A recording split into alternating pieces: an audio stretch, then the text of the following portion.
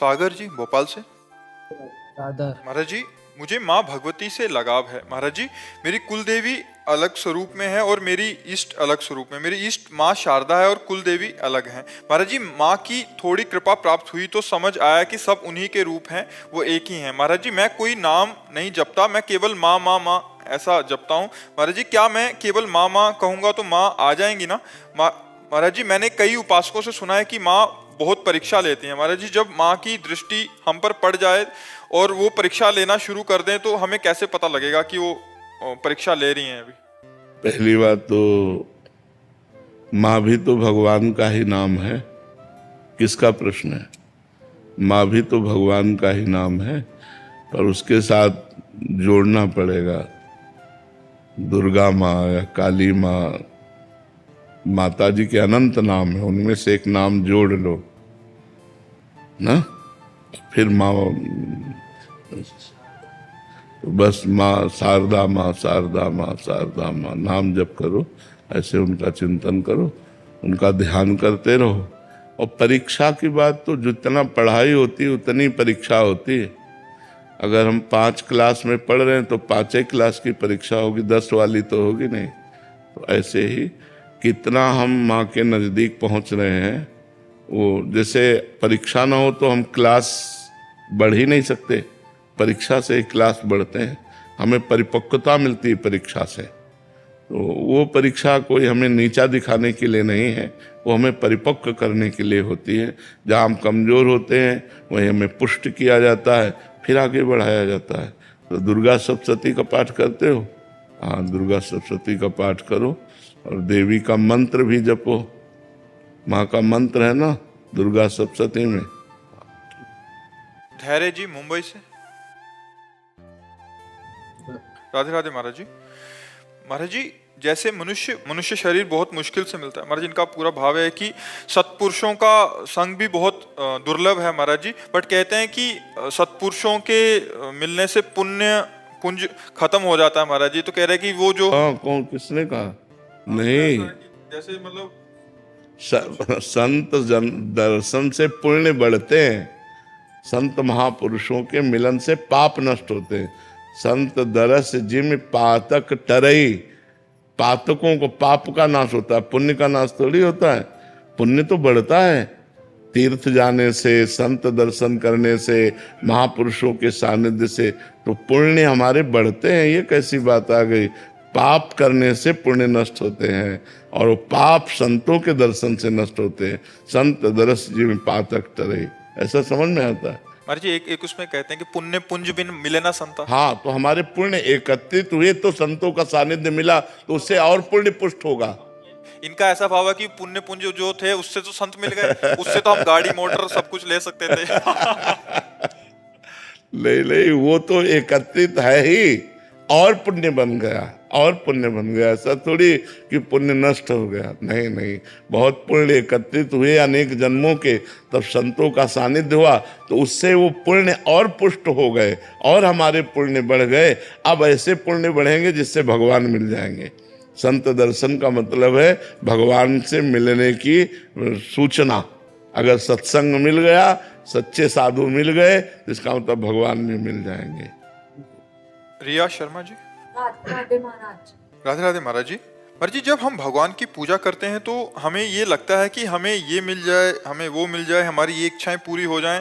तो महाराज जी, हमारी ये सोच सही है क्या? मतलब हम इसे पूरा सही भी नहीं कह सकते और गलत भी नहीं कह सकते। गलत इसलिए नहीं कह सकते कि भगवान सबके पिता हैं और स्वामी हैं, और हमको जो जरूरत है तो अपने पिता और स्वामी से ही कहेंगे। सही इसलिए नहीं कह सकते कि ऐसे महान पुरुष, महान परमात्मा को रिझा करके हम बहुत घटिया चीजें मांग रहे हैं, नाशवान चीजें मांग रहे हैं। ये सब परिवर्तनशील चीजें हैं। जैसे किसी सम्राट को प्रसन्न कर लें और कहें साहब 1 वर्ष के लिए भैंस का चारा दे दीजिए और हमारा भोजन दे दीजिए, तो बहुत घाटे में हो गए ना। सम्राट को प्रसन्न करके एक मतलब क्या चीज मांगी? अगर उससे कह देते तो एक गांव का गांव दे देता, पूरे जीवन की गुजारा दे देता। लेकिन हमारी मांगने की सामर्थ्य ही नहीं है, हमारी मांगने की भी सामर्थ्य नहीं।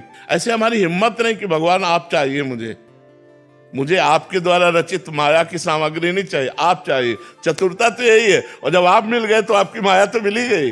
वो जाएगी कहाँ? और ये सब नाशवान है। जब शरीर छूटेगा तो सब ये छूट जाएंगे। तो हमें लगता है मांगना चाहिए, पर भगवान से इतना प्यार करे कि मांग के साथ प्यार खत्म ना हो जाए, हमारा प्यार बढ़ता जाए। हमारा वो दे ना दे, हमारा प्यार बढ़ता जाए। भगवान का मिलना सत्य है, उनसे जो वस्तु मिलती है वो सब असत्य है। क्योंकि मकान मिलना, रुपया मिलना, पैसा मिलना है 4 दिन का जीवन है। जब जीवन ही खत्म हो गया तो ये सब किस काम में आएंगे? तो ऐसे आवश्यक हमारे जीवन में भगवान की आवश्यकता है। आप मिल जाओ प्रभु। जैसे एक तरफ 1 किलो सोना रख दिया जाए और एक तरफ पारसमणि रख दी जाए। पारसमणि सोना बना देती है लोहे को स्पर्श करके। तो बुद्धिमान आदमी कौन है? जो पारसमणि ले, सोना नहीं। क्योंकि वो तो 1 ही किलो सोना है और वो तो कुंतलों बना सकता है, टनों बना सकता है, क्योंकि उसके पास पारसमणि है। तो एक तरफ जगत है और एक तरफ जगदीश है। बुद्धिमान कौन है? जो जगदीश को पकड़े, जो जगदीश को पकड़े। हाँ, जो जगदीश को पकड़े, क्योंकि जगत तो उसी का है। जब जगदीश मिल गए तो जगत तो मिल ही जाएगा, और जगत मिल गया और जगदीश ले मिले तो ये टिकेगा नहीं। यहाँ जो भी वो टिकाऊ नहीं है, सब परिवर्तनशील है, सब नाशवान है।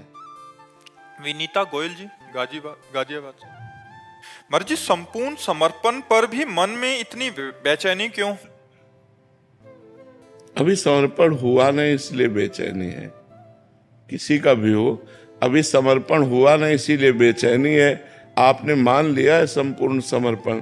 जिस दिन संपूर्ण समर्पण हो जाएगा उस दिन ये लक्षण आ जाएंगे: निर्भय, निश्चिंत, निशोक, विपरीत भावना का त्याग, समस्त संशयों का नाश। ये 5 चीजें अपने आप आ जाएंगी। निर्भयता छा जाएगी, क्योंकि हम भगवान की शरण में हो गए ना, तो सबसे बड़े भगवान हैं। निश्चिंत हो गए, अनंत ब्रह्मांडों का सृजन करने वाला मेरा प्रीतम, अब क्या चिंता करना। वो सर्वत्र है, सर्वज्ञ है। जब सर्वज्ञ है तो उसे पता है हमारी बात, तो हमें चिंता क्या करना। निशोक, किसी भी वस्तु के नाश पर या व्यक्ति के विछोह पर उसे शोक नहीं होता, क्योंकि वो अपने मन को प्रीतम प्रभु में लगाए हुए है और हमारे हृदय में ही है, इसलिए उसे कोई शोक नहीं होता। विपरीत भावना इष्ट के किसी भी विधान में नहीं होती। जोई जोई प्यारो करे सोई मोहि भावे। वो विपरीत भावना नहीं रखता कि ऐसा क्यों कर दिया, और कभी संशय नहीं होता। ये 5 बातें जिसके हृदय में आ जाए तो जान लेना हमारा समर्पण ठीक है। निर्भय, निश्चिंत, निशोक, विपरीत भावना का त्याग और संशय का त्याग। हेमंत जी, राधे राधे। राधे राधे महाराज जी। महाराज जी, जीवन क्या है? इसे परिवार एवं समाज की सेवा में लगाना चाहिए या भगवत प्राप्ति में? समाज और परिवार की सेवा में लगाते हुए भगवान नाम जप करना चाहिए। पापाचरण से बचना चाहिए, नशाखोरी से बचना चाहिए, और खूब नाम जप करते हुए मेहनत करके धन कमाना चाहिए। उससे परिवार का पोषण करना चाहिए। समाज की सेवा, परिवार की सेवा, अपने शरीर की सेवा और भगवान का भजन, यही मनुष्य जीवन का कर्तव्य है। अगर ये नहीं है तो फिर क्या है? सुअर कुत्ता भी तो अपना पेट भर लेते हैं, सुअर कुत्ता भी तो बच्चा पैदा करते हैं, वो भी सोते खाते पीते हैं ही। फिर हम में उनमें अंतर क्या रह गया? हम समाज सेवा कर सकते हैं, हम दान पुण्य कर सकते हैं, हम धर्म से चल सकते हैं, हम भगवान का नाम जप कर सकते हैं, मेहनत से धन कमा के परिवार का पोषण कर सकते हैं। ऐसा करना चाहिए। मेधा पौदार जी, राधे राधे। राधे राधे महाराज जी। महाराज जी, भगवान पे अति निष्ठा, मतलब बहुत ज्यादा निष्ठा कैसे बनाएं? जैसे मीरा जी की थी, जैसे गजानन की नारायण पे थी, आजकल इस कलयुग में संभव है महाराज जी? संभव है पर कठिन है। असंभव नहीं है पर कठिन है, क्योंकि सबसे पहली शर्त है जननी जनक बंधु सुतदारा, तन धन धाम सुहृद परिवारा, और सबकी ममता ताग बटोरी, मम पद मनहि बांध बटोरी। यही हम फेल हो जाते हैं, पहली शर्त में फेल हो जाते हैं। सबकी ममता ताग बटोरी, मम पद मनहि बांध बटोरी। कहीं प्यार नहीं, एकमात्र भगवान से। सब जगह का प्यार समेट कर भगवान के चरणों में निरंतर भगवान की स्मृति, निरंतर भगवान का चिंतन, तो जैसी मीरा जी की स्थिति थी वैसी ही हो जाएगी। देखो, पहली शर्त मीरा जी की पूर्ण हुई, मेरे तो गिरधर गोपाल दूसरो न कोई। यहां हम इतना तो बोल सकते हैं, मेरे तो गिरधर गोपाल, लेकिन ये नहीं बोल सकते दूसरो न कोई। ईमानदारी से अभी कहीं शरीर, कहीं मन, कहीं परिवार, कहीं भोग, कहीं कुछ, कहीं दूसरो न कोई। सबकी ममता ताग बटोरी, मम पद मनहि बांध बर डोरी। एकमात्र श्री भगवान से अपना संबंध, बस हो गया। फिर क्या है? फिर तो निष्ठा बढ़ती चली जाएगी। फिर तो जैसे गोपीजन कहती है, कान भये प्राण में और प्राण भये कान में, ये में ना जान पड़े कान है कि प्राण है। कैसी महामहिमामयी स्थिति, कान भये प्राण में, प्राण भये कान में, और उधो ये में ना जान पड़े कान है कि प्राण है। कान ही प्राण है, प्राण ही कान है। भगवान उनके प्राण बन गए, प्राण में भगवान हो गए। कैसे महिमा, ये स्थिति आ जाती है, ये स्थिति। बस खूब भजन करे, डट के भजन से आएगी। जितना नाम जप करोगे, भजन करोगे, सबकी ममता बटोर कर भगवान के चरणों में, और जहाँ एकमात्र भगवान, बस जीव का जितना आध्यात्मिक उल्लास, उन्नति है, वो सब प्रकाशित हो जाए, जीव का परम कल्याण हो जाएगा। सुभद्रा जी गुजरात से। राधे राधे महाराज जी। महाराज जी, हम सब भगवान के अंश हैं, हम सब भगवान में से ही उत्पन्न हुए हैं, और अतः अंत में भगवान को ही पास जाना है। तो महाराज जी, भगवान ने ये जन्म और मृत्यु बनाया ही क्यों? सब उनके ही हैं, तो भगवान अपने अंश ही अपने पास क्यों नहीं रख लेते अपने अंश को? भगवान अपनी गोद में लिए हैं बच्चा। भगवान तुम्हारे हृदय में बैठे हैं, और तुम और भगवान दो नहीं हो। बस यही अज्ञान तो हटाना है। अज्ञान हटा, सब समझ में आ जाएगा। ये क्यों जब तक रहता है तब तक अनुभव में नहीं आता है। भगवान अपने आप से अपने आप में खेल रहे हैं। एक वो हम बहुत श्यामा, वो परमात्मा एक ही बहुत रूपों में खेल रहा है। आप क्या समझते हैं? आप कौन है? आप स्त्री हैं। स्त्री तो ढांचा है। आप कभी अपने जीवन में देखिए कि आप कौन है। आप परमात्मा के स्वरूप हैं भाई। परमात्मा ने नहीं फंसाया, आप खुद फंस गए हो। अपने को शरीर मान करके, अपने को भोगों में मान करके खुद फंस गए हो। नाम जप करो, सब ठीक समझ में आ जाएगा। किसका प्रश्न है? हाँ, खूब नाम जप करो, नाम जप से बन जाएगा। परमात्मा ने नहीं फंसाया है। अंश कहने मात्र का होता है। जैसे गंगा जल से एक चम्मच लो तो गंगा जल, एक टैंकर भरो तो गंगा जल। तो गंगा जल है, चाहे एक बूंद हो चाहे। तो ऐसे पूर्ण परमात्मा है, उसका अंश भी परमात्मा स्वरूप है। लेकिन आप अपने को कहाँ परमात्मा स्वरूप जान रहे हो? आप अपने को स्त्री जान रहे हो, आप अपने को मनुष्य मान रहे हो। तो साधना करो, ज्ञान उत्पन्न हो, तब ये बात जान पाओगे। कोई फंसाव नहीं है। हम खुद फंसे हुए हैं, हम खुद पकड़े हुए हैं। माया कोई नहीं है, हम ही भ्रम किए हुए हैं। हमारे भ्रम का नाम ही माया है। भ्रम नष्ट हो जाए, जासु कृपा सब भ्रम मिट जाई, गिर जा सोई कृपाल रघुराई। अब आराधना करो, नाम जप करो, तो सब ठीक हो जाएगा, सब समझ में आ जाएगा। अच्छा, अब जैसे प्रश्न हो कि भगवान ने संसार क्यों बनाया, बोले को हम बहुत श्यामा, भगवान ने अपने आप को बनाया। तो भगवान ने अपने आप को बनाया क्यों? अब इसका क्या उत्तर है? मान लो हम क्यों पर क्यों लगाते जाएं तो इसका कोई अंत थोड़ी है। भगवान ने ऐसा क्यों किया, कि अगर जानना है ऐसा क्यों किया तो सिद्धांत है, भजन करो जान जाओगे। भजन बिना ये बातें बुद्धि से थोड़ी समझ में आएंगी। हमारी बुद्धि है बहुत छोटी, और भगवान है समुद्र। तो एक सीपी से समुद्र नापा जा सकता है क्या? ऐसे असंख्य सीपियां अगर लग जाएं तो भी समुद्र को उलीचा नहीं जा सकता। ऐसे हम सब मिल करके अपनी बुद्धि लगाए तो भी भगवान कैसे हैं, कितने हैं, पार नहीं पा सकते। भजन करो तो आपकी बुद्धि में वो कृपा करके अनुभव करा देंगे, आपको ज्ञान हो जाएगा, पक्का ज्ञान हो जाएगा। जैसे हैं, जितने हैं, वो आपकी बुद्धि में प्रकाशित हो जाएंगे। पर भजन करना पड़ेगा, डट के भजन करो। परम जी। राधे राधे महाराज जी। महाराज जी, मेरा प्रश्न है कि सच्चे मन से प्यार या स्नेह करने पर सामने से वैसा स्नेह क्यों नहीं प्राप्त होता? जी है ही नहीं तो कहां से प्राप्त हो? किसी के हृदय में प्यार है नहीं, स्वार्थ नृत्य कर रहा है। प्यार का नाटक करके हम अपने स्वार्थ की पूर्ति करते हैं। प्यार कहाँ है बच्चा? हमें तो खोजने पे भी कहीं प्यार नहीं दिखाई दे रहा। अब आपकी दृष्टि स्वार्थ युक्त है, इसलिए आपको लग रहा है कि कोई आपको प्यार कर रहा है। कोरा स्वार्थ। प्यार तो नहीं। प्यार ये होता है कि जैसे हम आपसे प्यार कर रहे हैं तो आपको हम सुखी देखना चाहते हैं कि आप कैसे सुख प्राप्त करें, आप कभी दुखी ना हो, आपको कभी कष्ट ना हो, तो हम आपसे प्यार कर रहे हैं। लेकिन यहाँ का है, जरा सा प्रतिकूल हो गया तो सब गया, जितना प्यार था सब मिट्टी में मिल गया। ये प्यार थोड़ी होता है, ये प्यार नहीं। प्यार का बहुत ऊंची वस्तु है प्यार। प्यार का मतलब आप जिससे प्यार करते हैं उसको सुख देना, वो सुखी रहे। अगर वो तीसरे से प्यार करके सुखी है तो आशीर्वाद देगा वो अंदर से, भगवान तुम्हें सुखी रखे, तुम सदैव सुख में रहो, हम इसी बात से देखकर सुखी रहेंगे कि आप सुखी हो। कहाँ ऐसा प्यार? तो प्यार तो बच्चा यहाँ मिलना असंभव है। सबको पूरा जीवन हो जाता है, एक खालीपन बना रहता है कि हमें कहीं प्यार नहीं मिला। तो सच्चा प्यार कहाँ मिलेगा? भगवान के चरणों में, सिर्फ भगवान के चरणों में। जो भगवान से प्यार किए वही तृप्त हो गए। देखो केवट भगवान के चरणों को पखार रहा है।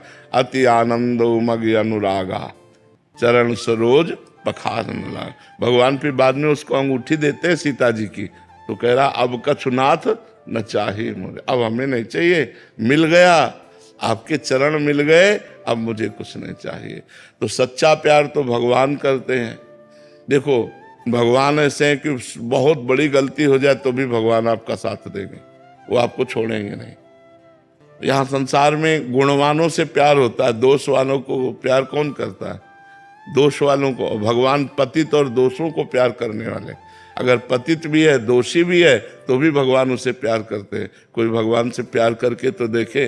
पर भगवान से प्यार होता है इसलिए नहीं कि वो प्रकट में दिखाई नहीं देते। अच्छा, मूर्ति रूप से हैं तो हमसे बोलते नहीं, कुछ अंदर हम जो चाह कर रहे हैं, बाहर से हमको कुछ थोड़ा सा तो संकेत मिले कि हम आपको प्यार कर रहे हैं, आप भी हमें प्यार कर रहे हो। लेकिन बाहर से संकेत मिलना नहीं काफ़ी समय तक। जब आप लंबे समय तक प्यार करेंगे तो आपको हृदय में संकेत मिलने लगेंगे कि भगवान आपको प्यार करते हैं। आपको प्रमाण मिलता जाएगा, प्रमाण मिलेगा कि भगवान प्यार कर रहे हैं।